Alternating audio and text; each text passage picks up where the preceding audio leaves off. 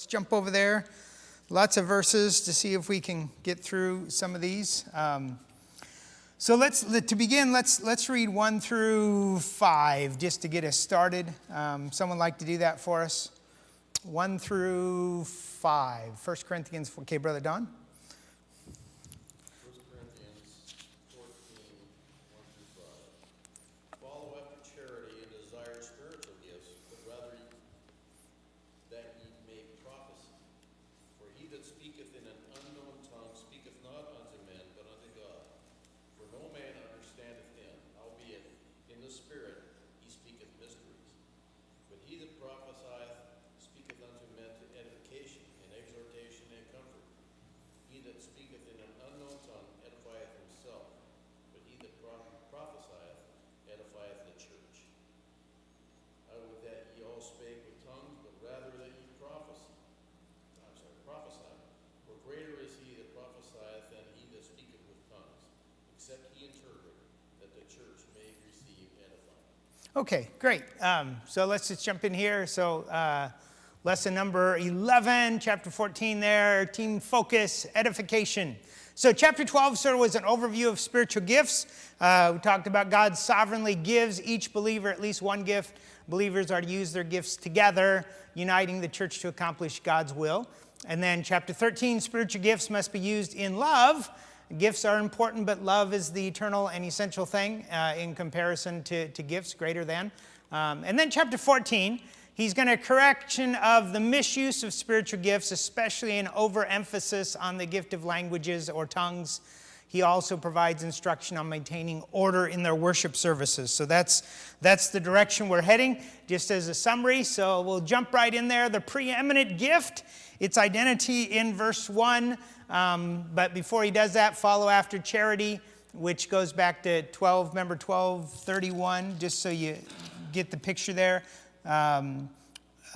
Covet earnestly the best gifts, and yet I show unto you a more excellent way, and that's chapter 13, which is about love. And then we come to chapter 14, verse 1. He says, follow after that charity. And follow there is sometimes translated persecution, so it means vigorously pursue the more excellent way that was mentioned there. Put a priority on love as God does. And then it says desire spiritual gifts, and that's the same word, covet earnestly, the word desire there, so it's the same concept. So do not neglect any spiritual gift, for each one is an essential part of God's plan for his New Testament church. And then, but rather that you may prophesy. So the best gift, remember he said earnestly covet the best gift. So the best gift is prophecy, because it's the primary means by which God provided New Testament revelation to the church through the apostles and prophets. So just sorting a baseline, I think there's more to it than that as far as prophecy, but that's a good start as we begin here. So the importance of that. And so Paul's going to make the comparison between the gift of prophecy and the gift of tongues. Okay, so that's going to be the comparison that he makes through this part. So tongues is first mentioned in Acts 2. So let's jump over there. So when it was first mentioned, Acts chapter 2. And as we look at this, just a little background for you. Many of those in the charismatic persuasion say there were two different gifts of tongues. There was the one in Acts, and there's the one in 1 Corinthians. Bam! Okay, there's no reason to make that distinction when we go through here. So let's jump down through here. I'll make a few comments as we go through, but just take note of how it's used here. And when the day of Pentecost was fully come, they were all with one accord in one place. And suddenly there came a sound from heaven as a rushing mighty wind, and it filled the house where they were sitting. And there appeared unto them cloven tongues, or split tongues, like as a fire, or like the flame of a fire. And it sat upon each of them. And they were all filled with the Holy Ghost, and began to speak with other tongues as the Spirit gave them utterance. And there was dwelling in Jerusalem Jews, devout men out of every nation under heaven. Now when this was noised abroad, the multitude came together and were confounded, because that every man heard them speak in his own language. And they were all amazed and marveled, saying one to another, Behold, are not all these which speak Galileans? And how hear we every man in our own tongue wherein we were born? And then it goes through the list just for sake of time. Down to verse number 11. Cretes and Arabians, we do hear them speak in our tongues the wonderful works of God. And they were all amazed and were in doubt, saying one to another, what meaneth this? And let me just jump to verse 16. This was Peter's answer. And this is that which was spoken by the prophet Joel. And in those, or it shall come to pass in the last days, saith God, I will pour out my spirit upon all flesh, and your sons and your daughters shall prophesy, and your young men shall see visions, and your old men shall dream dreams.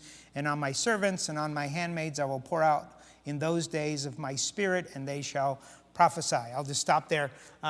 So just some thoughts here about as far as tongues, that initial thing.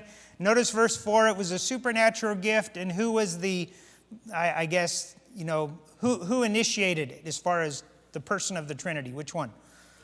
Yeah, the Holy Spirit gave them utterance, and so they were all filled with the Spirit, and so they spake with other tongues. Languages understood by the people from devout Jews from every nation, and so they all heard them. At the end of verse 6, it says that each man heard them speak in his own language. Okay, so everyone understood that. There was nothing odd, okay? We'll talk about that as we go through. And it was given to communicate the truth about God and his work to save humanity. End of verse number 11, it says, and we do hear them speak in our tongues the wonderful works of God. Now, wonderful works is very broad, so it could be everything from creation, but I'm sure it included redemption in light of what had just happened in Christ coming and so forth. And then it was a sign that God was at work. Remember, they said, hey, what is the meaning? What's happening here? And so Peter said, hey, this is God fulfilling his will. God said he would send his Spirit in a great way there in Joel chapter 2. And so I think that was a sign that God was at work in a special way. So this gift of tongues was not ecstatic utterances nor unearthly angelic languages. Okay? If you just read it for what it says that everyone heard it in their language. So whether it was, Medes or Parthians or men from Mesopotamia or Pamphylia or Egypt or Libya, or, it goes on and on. He says, hey, they all heard it in their own language. So these were Jews, but they knew the language from, apparently they were born outside of Israel and come back for the day of Pentecost. And so while they were there, they all heard their own language being spoken. Okay? So a good number, I want to set a little background here. So a good number, remember, of the Corinthians were saved out of big city paganism. I say that there was a very large city and very metropolitan-like with all the ships and cargo coming through there. And then the immoral idolatry with the temple to Aphrodite. I think that was there. Which had gatherings with ecstatic utterances. Okay, so that's important. In the middle of their worship type things, they had people that would be on drugs and speak, oddly. So that may explain how they thought it possible for someone to speak by the Spirit and say that Jesus is accursed. Remember that in chapter 12? He said, how are you guys thinking about this? Why? And so that may sort of fill that in a little bit. So that background can provide insight into the exalted place they put on speaking in tongues and the corrections Paul gives here. Okay, so because of the present charismatic confusion, I want to give you a few details, and you probably won't remember these. You won't remember the specifics of what I'm going to give to you, but maybe the big picture. Okay, so I want to. This was interesting. So in chapter 12 and 13 of 1 Corinthians, Paul always refers to the gift in plural. So it's the gift of tongues. It's never the gift of tongue. It's always the gift of tongues, singular gift, but tongues. And in chapter 14, he does the same thing. And I give all these verses here, which you don't have to look up, but 1, 2, 3, 4, 5, 6, 7 times. And then also in the book of Acts. It's not every time in the book of Acts, but many times in the book of Acts, they spake with other tongues.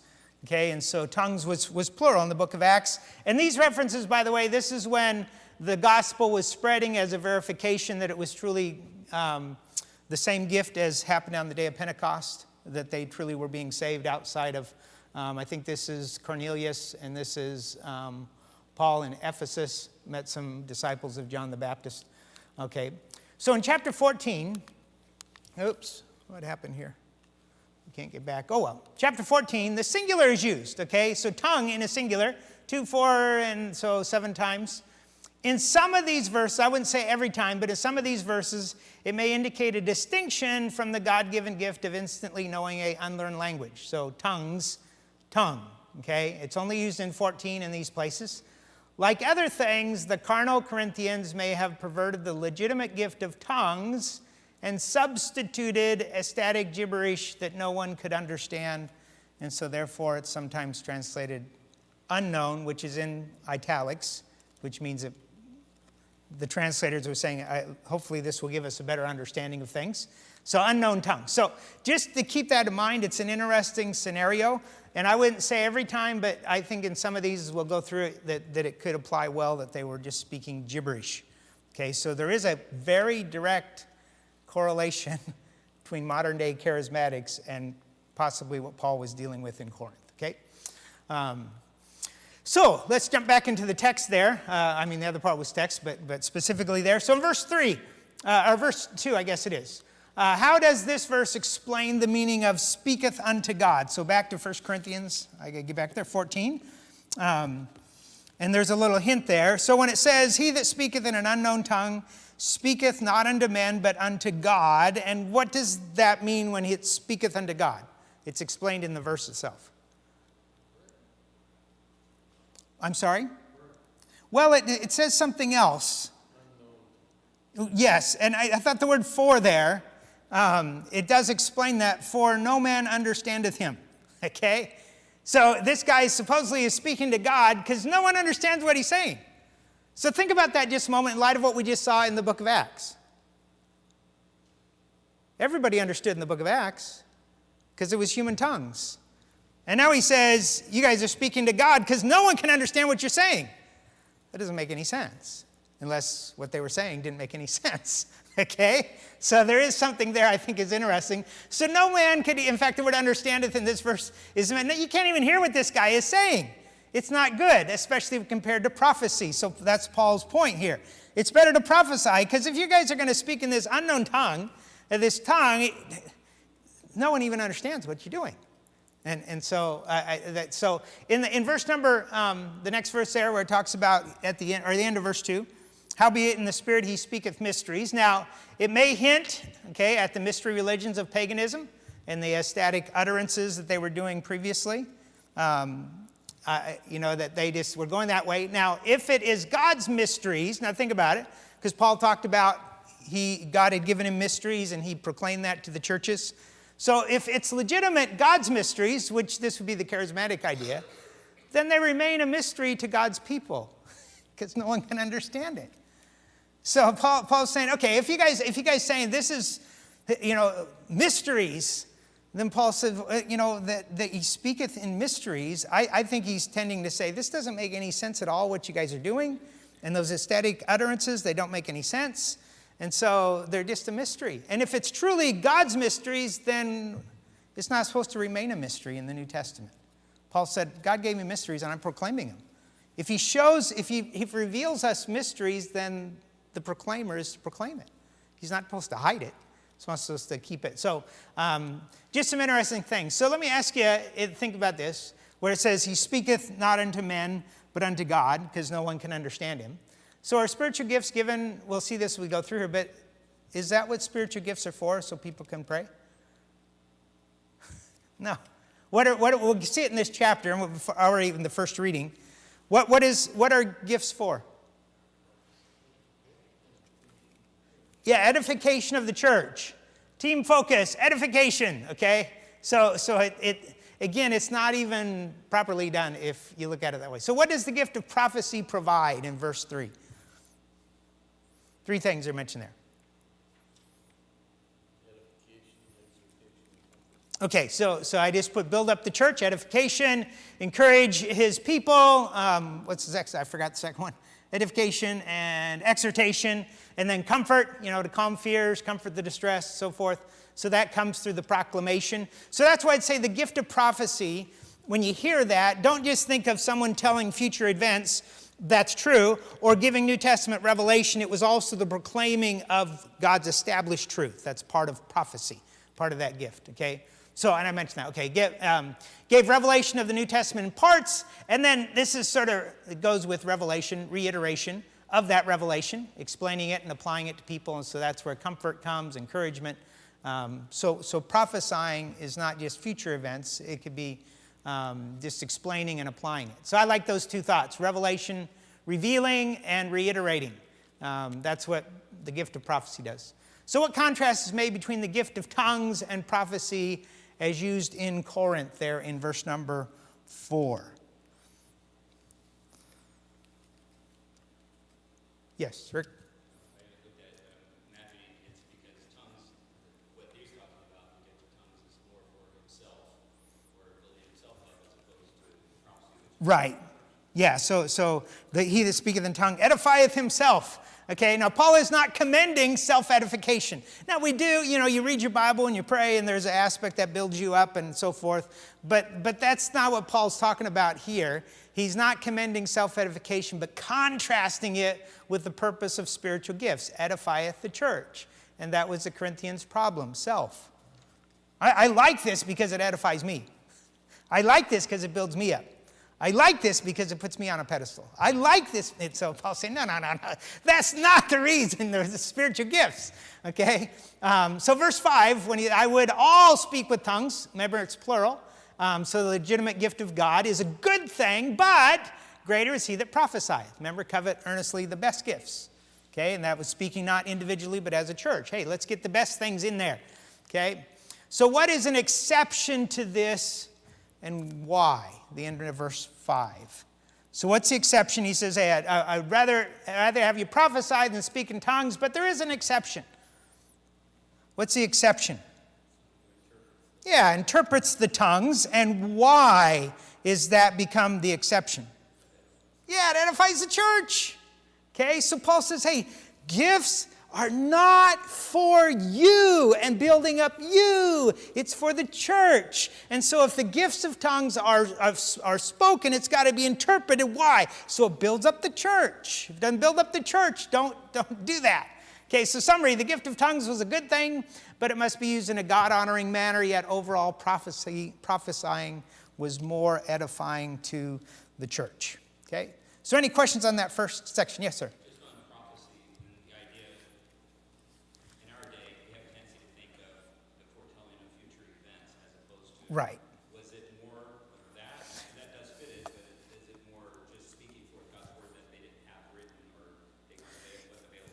So what we looked at last week in 1 Corinthians 13, where it says, I prophesy in part. And so I just, as I was studying that, it just dawned on me that those prophets, they didn't have necessarily a whole message of prophets of necessary future things, but also not necessarily just new revelation of the new covenant. Okay, so they got it out in parts, and so until it was written out, they kept getting it in parts. And so there was the future, then there was new revelation, but then also when I said reiteration of what was already given. So yes, the speaking forth or telling forth instead of the foretelling. So yes, so I would say all three of those were part of that. Yes, sir. I try to visualize a meeting in this day and age where it was written. It seems like these instructions are for the leaders, because I can't imagine a congregation of believers and everybody just bursting out with various utterances. It seems like it would be the leaders that would be receiving this instruction more so, and of course for us too. But I can just see utter chaos. I believe that's the picture. It would be satanic if you ask me. Well, as we go, An inroad. yes, but that's the very thing he mentions here. This is chaotic. So it may be a thought when you were telling me that, and I understand that, but I think that was part of the problem. Remember when they came together for communion too, and that some are eating and some are and so yeah, I think there was chaos, and that was part of the problem. So yeah, I thought, remember in where Paul was in Ephesus, and the people there, said Paul was trying to destroy the temple. I guess that was where Aphrodite was. It was in Ephesus, the temple there. And remember how many people were saying, "Great is goddess the goddess Diana. It was the whole group. So I think it was maybe a common thing in that, once you got going, everybody just jump in there. Yeah, so thank you. That was an excellent thought. Yes, I think a proper perspective is really... So the goal, be beneficial. So in verse 6, we didn't read that, so we'll try to read down through here a little bit. Now, brethren, if I come unto you speaking with tongues, what shall I profit you, except I shall speak to you either by revelation or by knowledge or by prophesying or by doctrine. And so Paul says, hey, if I come speaking in a foreign language, and it is plural tongues, so I think it was a legitimate thing. So if I come to you speaking in a foreign language, what's that going to profit you? What good is that going to do you? If all of a sudden my tongue immediately started speaking Russian, and I'm just looking around, I don't think any of us could understand. Now, I know Lurlene's picked up a few phrases there, so she may catch something. But no, we'd be like, what? It was like when I went to a funeral for Jenya's relative that they were speaking, I don't know if it was Ukrainian or Russian, but so I didn't, and so what I did on my phone, I could find a translator thing, and so I caught like every fourth or fifth phrase because it was coming over loudspeaker on my phone, and I didn't want to hold it up like this, so I caught so I could, a partial quote of a scripture or something, a statement or a couple sentences that I saw, so I could at least catch what they were doing in the funeral sermon there as they were preaching, but so that's what happens. It didn't profit. So the four aspects of God's truth where he talks about there, he said, when he says either, except I speak to you, I think he's saying, hey, if I could speak in a known language, a revelation or knowledge or prophesying or doctrine, that would be profitable. So I think he's saying the blessing can only come when you know it. So I won't read these. Verses 7 and 8, what illustrations are used to show that only an understood message is helpful? So just read verse 7 and 8. You tell me, what are the two illustrations, I guess you could say three, but really two, about that an understood message is the only way it becomes useful or helpful? What's the first one? What's verse 7? What's the illustration? Yeah, a musical instrument. So if you got, I'm going to play Jingle Bells.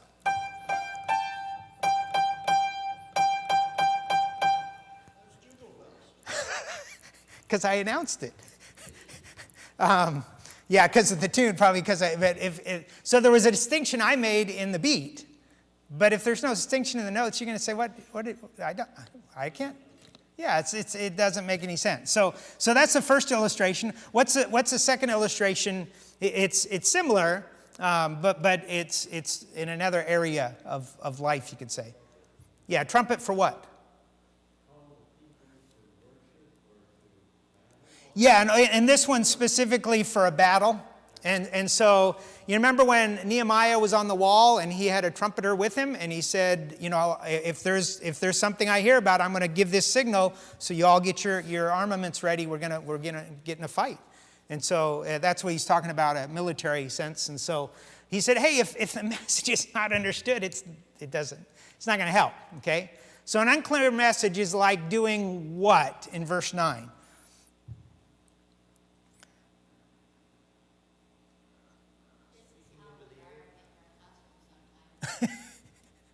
That's how you are in your classroom? In verse 9?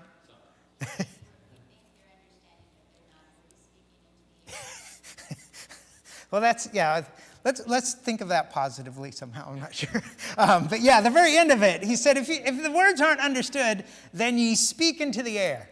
It's just like that's the only thing it's doing. It's just filling the air with noise. Now, a little side note, what is that last statement in verse 9? What's it parallel with back in verse 2? I think this is interesting. I think this is where Paul's going in the whole thing. Think about the word speaketh. Yeah, that would follow some of that. I was thinking also speaking to God. No one's, you're just filling the word. The only person who's listening to you is God. And it doesn't mean that he's, wow, listen to these words. It's just like you're speaking into the air. It doesn't have any profit. So in verse number 10 and 11, when he talks about barbarian, so verse 10, it may be, so many kinds of voices in the world, And that's interesting. Voices in the world that would point tongues are languages. But anyway, that's a side note. And none of them is without significance. Therefore, if I know not the meaning of the voice, I shall be unto him that speaketh a barbarian, and he that speaketh shall be a barbarian unto me. Now, barbarian, it wasn't derogatory. It was just one who speaks a different language. Okay, so probably the Corinthians, it was Greek. So if someone doesn't speak Greek, then they're barbarian to you, and so forth. So you just don't understand. You're not communicating, and you just don't get it, okay? So they love spiritual gifts, but what did Paul admonish them to become excellent in? You just read the verse 12. What did he say? Hey, I want you to be excellent in something, though. I know you love spiritual gifts, and that's not a bad thing. Edifying the church. I want you to be excelling in this. I want you to work at this. I want you to really try. I want you to put in the effort. Okay, so that's the goal. The goal is beneficial to the church. Okay, so the second thing, little section here, I'm going to call it the speaker. You need to be clear. So the edification is going to happen, verse 12, then speakers in the church must be understood. Okay, so let's look at this. So verse 13. Let me read it. So, wherefore, let him that speaketh in an unknown tongue pray that he may interpret. So, if the gifted, here's just interesting, if gifted with genuine tongues, okay, so an if there, one would know his native language and the new one. So why then, he says, wherefore him that speaketh in an unknown tongue pray that he may interpret. So why would he need an interpreter? Just keep that in mind because he'll answer it later and I'll go into that. But just think about that, okay? So I have the gift of tongues. Let's say I can speak in English and I can speak in Russian, okay? So all of a sudden I go, ooh, God's speaking to me, blah, blah, and I start speaking in Russian, okay? And then I decide, oh, well, that's sort of stupid. Why should I speak in Russian? Because none of you can understand me. So I interpret it. Let me tell you what the Spirit just told me, okay? So keep that in mind. Keep that thought in mind. So, and on the other side, if it's speaking gibberish, okay, which I tend to think, then it's a kind way of saying, just be quiet. If you speak in an unknown tongue no one understands, you need an interpreter. You don't have an interpreter, just be quiet. Which they wouldn't, because it was not totally unknown. So thinking along that same line, as verse 14 explains, verse 13, okay, verse 14, for if I pray in an unknown tongue, my spirit prayeth, and my understanding is unfruitful. So Paul sees them both speaking and praying in an unknown tongue, okay? So what are the results of such praying? What does he say? It's unfruitful. Now, again, if there was someone of a charismatic persuasion, there might be some back and forth here. But to me, when he says in verse 15, he says, what is it then? It's like, what is that? I think, because he's saying it shows that verse 13 and 14 are not positive instructions. Paul wants nothing to do with something that's spiritually unfruitful. Jesus said, hey, without me you can do nothing. You can't be fruitful. And that's spiritual fruit. And he says, hey, if it's unfruitful, don't promote it, don't push it, don't follow it, don't do that, okay? So singing and praying, you can look at verse 15, must be done with both heart and mind, okay? He says, hey, if I will pray, here's what I will do. Here's what I'm not going to be unfruitful. I'm going to pray with my spirit. I'm going to pray with my understanding also. I'll sing with my spirit, sing with my understanding also. So I think there's two thoughts here. Don't minimize the intellectual or the emotions, okay? God wants both in worship. God doesn't want heartless worship, but he doesn't want, mindless worship. He doesn't want you coming, I'm intellectually sound in the Bible, but I'm dead. I'm not saying totally spiritually dead, but I don't want to do anything for him. I don't want to serve him. All I want to do is come and sit in the pew, and that's all I'll do. And that's it. I'm done. Hey, I know everything that's right, and I know everything that's wrong. Isn't that sufficient? Paul said, no. You need to have both the mind and the heart, both of that. And I just thought of Jesus' words a little bit different, but still that spirit and in truth. I think he's talking about spiritual things there, but I think we could just say, hey, you need both. You need the intellectual, you need your heart. Both have to be involved in that. Don't check your head in at the door or your heart, okay? So verse 16 and 17, let's just read those. Else, when thou shalt bless with the Spirit, how shall he that occupieth the room of the unlearned say, Amen, at thy giving of thanks, seeing he, again, understandeth not what thou sayest? For thou verily givest thanks well, that's a good thing, but the other is not edified. So I just wrote down, hey, if someone's highly educated believer comes in, if unlearned in the language you thank God in, he will not be able to join in your gratitude. And so Paul's saying, even the smallest thing of giving of thanks should be edifying. Why? Because you're doing it in something that people can understand. I never forget one time, this was my sophomore year in college. We had twice a week we met in our room, just our room, and had a prayer meeting. And then 5 times a week we met as 3 rooms together and had a prayer meeting. And so that's how the college was set up. And one night, I don't remember, maybe it was our group prayer meeting, the 3 rooms together. And so we had about maybe 10, 12 guys in a room all together praying. And one guy, as I asked him, I said, can you close in prayer? And so he prayed. I don't know if it was Spanish or I think it was Spanish, but I'm not certain. I remember when he got done, I privately took him aside and I said, brother, I said, don't do that. I said, I had no idea what you were saying. And most of the people in this room had no idea what you were saying. I said, it didn't edify any of us. None of us could say amen when you were done. And so it gave me light as far as this kind of thing where, hey, if you don't understand the language, you're sunk. And so anyway, so he says, hey, they can't even join in that. It's not edifying. So that can be applied to both genuine tongues and foolish gibberish. I think both of those would apply in this case. Why would Paul's multilingual giftedness be useful to him? He mentions he speaks tongues more than any of them. Why would that be useful for Paul? Yeah, so he goes all different places, different languages. Did I do something? Thank you. So when the church was assembled, how essential is speaking in tongues? Verse 19. Just someone read it for us. Doesn't matter who, just jump in there and start reading if you got it. Yet in the church I had rather speak 5 words of my understanding, that by my voice I might teach others also, than 10,000 words in an unknown tongue. So Paul just breaks it down. So I wrote down just the equation here. So 5 to 10,000, that would be 1 in 2,000. So I figured if you did 50 Sundays, 52 Sundays in a year, that'd be 1 Sunday every 38 years. So he said, if you're going to do tongues in the church, do it once every 38 years. That should be about what it's worth. So I just thought that was almost a comical idea. But I think Paul's being somewhat facetious to make his point. He said, I'd rather 5 words people can understand than 10,000 that people have no clue what's being said. Yes, sir.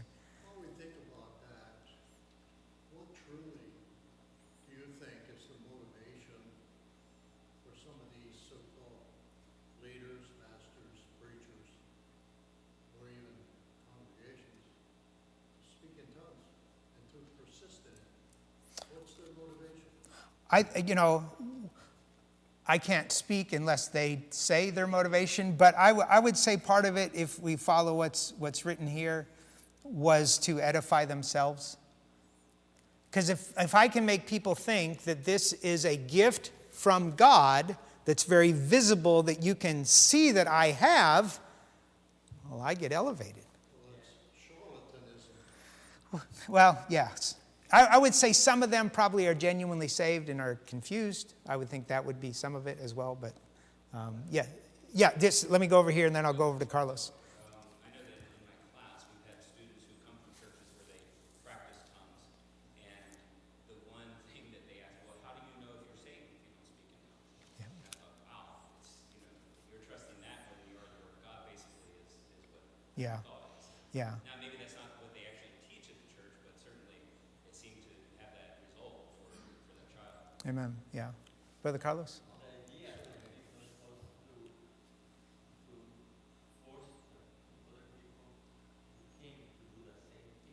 Yeah. Yeah. When I was 5 years old, my uncle went to one sister's house. It was a Jewish guy preaching, so I went to his.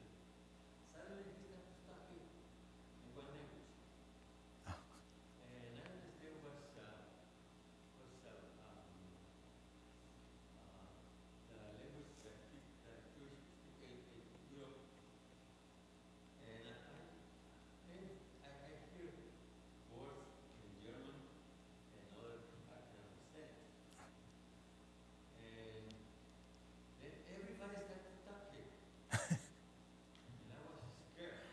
Yeah, that would be, yeah, that, I, The conversion was about very people. But when that started, it was 100,000 people. Okay. So I went out because I was scared. right, 10 years old. yeah. But for me, they make people. You want to show me believer? That with Okay. Yeah, and that would be similar to what Rick was saying, that, yeah, they thought, hey, you got to, that, You know, and the Second World War, a son of pastor went to Japan.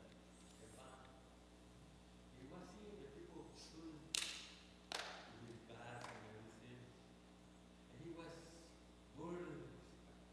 He said, I can't speak Japanese. But before he feel few people, he started talking in English. hmm, The people started to preach, listen to him hmm, and understand.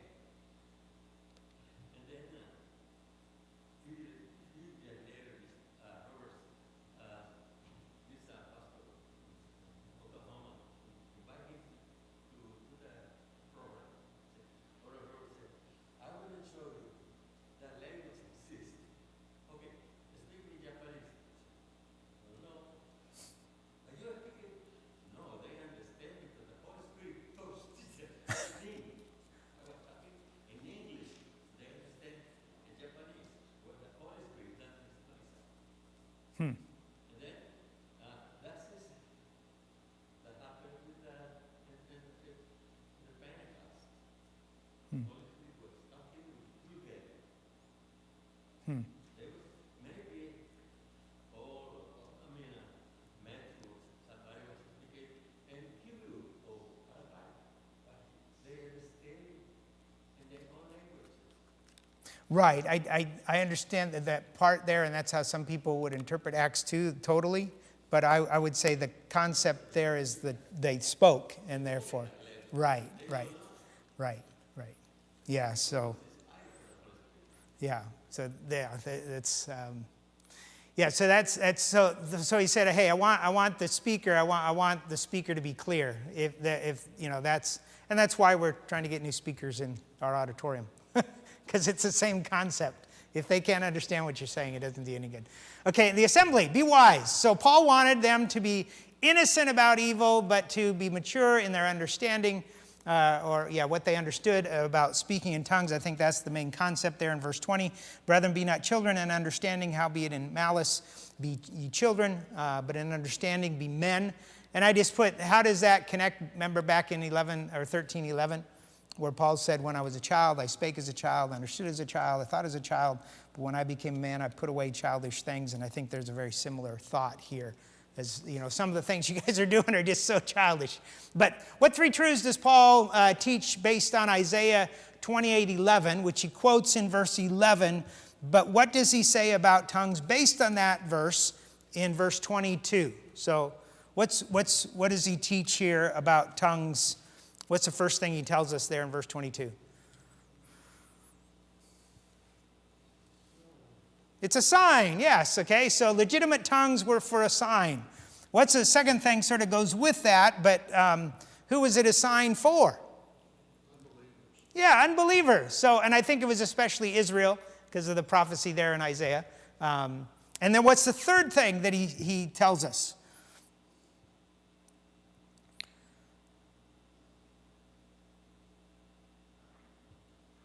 Anything else there? Well, I guess not about tongues, but just in general. Yeah, so prophesying is for God's people, okay? So just thinking about that, how was the gift of tongues a sign on the day of Pentecost? Okay, and again, how did it impact unbelievers? You know, that, I mean, it was the Jews. They were saying, wow, there could be an aspect there of judgment based on Isaiah 28 and some other places that, hey, God's about to judge you, and he did in a few years because they weren't responsive to that. But he says, hey, I'm going to speak to you in foreign languages. And, of course, I think that was probably the gospel as well, that Peter explained that. Hey, this is that which God said he'd do. And so this is a declaration that God's doing something new in all of this, okay? Any questions or comments on that? So again, I think he's pretty clear on that. So what would an unbeliever think of the church service if everyone spoke with tongues, plural there? Well, I'll just let you read the verse 23. What would an unbeliever say, or someone who's unlearned in the language? Yeah, you guys are crazy. Yeah, this is, if everything was reported to be spoken in a language that I understood, and I went to that church and no one spoke in that language, this doesn't work. But especially if it's static utterances, which I think he was just, again, it applies to both genuine and gibberish. I thought this was interesting. Though unbelievers are present, remember from the quotation, he said tongues are for the unbelievers. But it's interesting when the unbelievers were in a church service, a gathering of God's people together, he said, don't use tongues. Even though he said it's a sign for unbelievers, so to me it's an interesting perspective. He said, whenever it's a gathering of God's people, don't go into tongues. It's not what we need there. I think I keep pushing the wrong buttons there, Zach. So what if all were prophesying? Verse 24 and 25. Tell me, what does he say? Hey, these things could happen, or these things should happen. This is how God's going to work. What do you say? What's the first thing he says there? There comes in that unbeliever and the unlearned. What's the first thing at the end of verse 24 he says? Yeah, he's convinced and judged, and I think that would be the idea. He brings conviction to the heart. And then verse 25 says, and thus are the secrets of his heart made manifest. In other words, he comes to realize, wow, God knows all about me. And I've heard testimony after testimony of people when they're unsaved, they come to a church service, and the unsaved guys often say, who told the preacher about me? I've heard that over and over again. That's what Paul's saying, So and then they cause them to turn to God as he goes on in verse 25. And so falling down on his face, he will worship God. So he comes to know Christ. He comes to know the true and living God. And the last part I think is interesting, and report that God is in you of a truth. So he gets convicted. He falls under that conviction. He gets saved. And when he gets saved, he realizes, wow, you truly are God's people. That was because prophesying, okay? And so I just think sees the church as the people of God. All of that because of that. Instead of saying, you guys are crazy, okay? He says, well, you guys are the people of God. So then he comes to appropriate worship, and so the need for edifying. So the implication, Brother Arden, I since you mentioned this is be the verse. How is it then, brethren? When you come together, every one of you hath a psalm, hath a doctrine, hath a tongue, hath a revelation, hath an interpretation. I think what he's saying is, you guys all want to speak at the same time. In fact, I wrote down, you all want to be first and be up front and say, hey, look at me. Hey, I got this, I got that. Let me speak, let me speak, let me speak, let me speak. And I think so what did he come to a conclusion at the very end of verse 26? Let all things be done unto edifying, not unto falsifying or advancing yourself. So that's the idea, the need for edifying in the worship service. I mentioned that. What's the ultimate purpose of gifts and actions when assembled together to edify others? Okay, and then at verse 27 through 33, a need for calm. Though singular in this verse, the Greek grammar is a little bit different. So when it says in verse 27, if any man speak, the grammar is a little bit different. So I take the unknown tongue here would not be the gibberish, but genuine gift. So 3 or 4 principles that are given about using tongues in an assembled church. So what's the first one he says there? You come in verse 27, 28. What's the first thing he says? Okay, if you guys are going to speak in tongues in an assembly, here's the only way you can do it. Number 1 is what? Okay, he says, yeah, let it be by 2 or at the most 3, and that by course. In other words, not everybody's, and Brother Arden, I think this is why he's saying that. I don't want everybody speaking at once. It's confusion. Come on. If you're going to do it, 2, or at the most, possibly 3. And have them do it in orderly fashion. And then what else does he say there? The next thing he says, okay, so have an orderliness. And then end of verse 27. Let one interpret. Now let me say this. This is where I think is really interesting. A tongue speaker who interpreted himself could say anything and declare it to be from the Lord. I can speak in this language. Let me interpret myself. Here is what I said.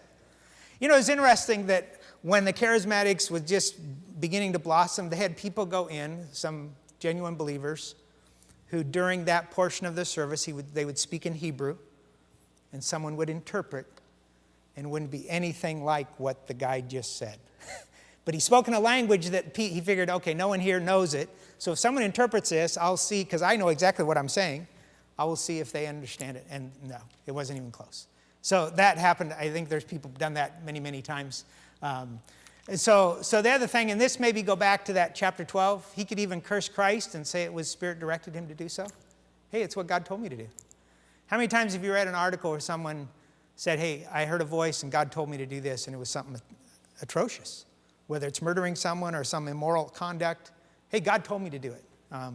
So the interpreter was a safety step to verify authenticity and doctrinal integrity. Okay, remember there was new revelation coming out, and he says, hey, if someone speaks in tongues, God may use that to give some new truth, but that he can't interpret it himself. You've got to have somebody else. Has to be someone else, okay? So similar standards to the gift of prophecy. Again, Paul speaking, we got to be orderly, okay? Verse 29. In fact, in verse 28, he says, if there's no interpreter, just be quiet. Just speak to himself and to God. Just go off, talking about speaking in tongues there. But verse 29, the prophets, he said, hey, let it be speak 2 or 3, same concept, and then let the other judge. Let make sure it's verification of this is truly God's truth. So it was the church's God-given means to receive the revelation. We talked about that part by part. What 2 blessings come for all who were present when the prophets were speaking there? What does he say at verse 31? He said everybody can benefit in these 2 ways. Yeah, they can learn and they can be comforted. We're running close to time here. Why did Paul say the God-called prophet can control his urge to speak? How does he phrase that? That's really a bad question, but verse 32 says the spirits of the prophets are subject to the prophets. And I think what he's saying was, the spirits, I got to speak, blah, blah, blah. Or I got to speak, thus saith the Lord. And so you got this guy popping up and this guy popping up and this lady popping up and popping, everybody's popping, and they're all speaking something. Why? They couldn't hold it back. The Spirit of God is urging me. Paul says, pfft. He said the spirits of the prophets, the attitudes of the prophets, the oomph of the prophets is subject to the prophets. You can control it. And so that does come back to the thing, they were all out of control. So when God's people assemble, there is to be calm and not confusion. And then I mentioned verse 26 again about everybody had their own little thing to do. And then the need for order. It sort of goes with all of this. But it's interesting, the word keep silent. This was for the tongues. If you don't have an interpreter, or right here it says keep silence. But back with the tongues, it said if you don't have an interpreter, then keep silent. Verse 28. And then the prophets, where he says, if another is revealed is sit by, let the first one hold his peace, let him stop talking so another one can talk. So that's the same words here where it says the ladies are to keep silence in the church. Yes, sir. Why is that? Why is what? Women are not to speak in the church. Well, that's what we'll talk about it right here. Okay? So it doesn't mean never talk in the church. Okay? That's not what he's talking about. Don't let a woman ever say a word in church. That's not the interpretation. Because if that was so, then he was saying, hey, don't let anyone ever talk in tongues. Don't let anyone ever prophesy in church, because it's the same phrase. So it was about the involvement in the authoritative interpretation of tongues. See the parallel. Okay, when someone has, if you have tongues, let the interpreter speak. Don't have a whole bunch, one person at a time with it interpreted. If you're a prophet, then there isn't supposed to be 3 or 4 prophets popping up all at one time. One is to speak and the other is to be quiet. And I think he's focusing, because that same phrase, I think the concept is, hey, she is not to be involved in authoritative interpretation of tongues, nor involved in questioning prophecies. God gave discernment and authority to gifted men. That's the concept. So he's talking about the place of authority. Stand up and say, thus saith the Lord. She's not to get up and say, well, I don't believe the pastor. What is that prophet? Why is he saying that? So that, I believe, is the concept here. She was not to get involved in that kind of thing. And under obedience, go home and talk to your husband at home or in the church. It was already mentioned in chapter 11. So that's saying, hey, the law says that. There's probably many more questions, but that's how I would take that. It's the authoritative position, and that would go back to a little bit what Ard mentioned about leadership in the church, and I think that's part of what he was talking about. So Paul understood his own giftedness as an apostle. So what did he say the spiritual folks in Corinth would do? Well, they say, you guys recognize, verse 37, if any man think himself to be a prophet or spiritual, let him acknowledge that the things which I write unto you are the commandments of the Lord. But if any man be ignorant, let him be ignorant. If you don't believe that, I'm not going to, you're just going to show your ignorance. So prophecy and tongues are both legitimate spiritual gifts to influence the early church. But what is Paul's final instruction about these matters? It comes down to the need of order. So he said, everything be done decently and in order. Okay. Well, we don't have time to, but let me close. If you have more questions, I'd be glad to talk to you about it. Father, thank you again for your word.